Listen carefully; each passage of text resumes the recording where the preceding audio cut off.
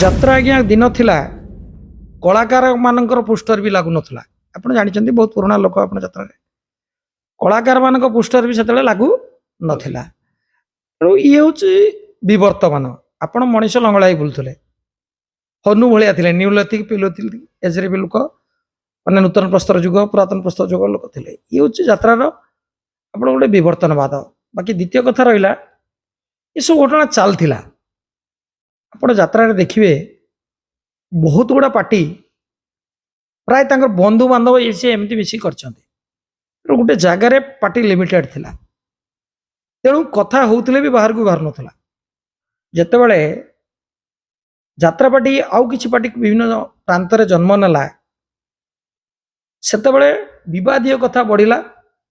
ଏବଂ ମୁଁ ଆପଣଙ୍କୁ କହି ରଖିଛି, ବାଲିଆପାଳବାସୀ, ବାଲେଶ୍ୱରବାସୀ ଆଉ ଓଡ଼ିଆ ପୁଅ ଇଏ ଲଢ଼ୁଆ। ତେଣୁ ସତ୍ ପାଇଁ ଯେତେବେଳେ ଲଢ଼େଇ ଆରମ୍ଭ ହେଲା, ଲୋକେ କିଛି ଜାଣିଲେ, ସିଂହ ବାହିନୀ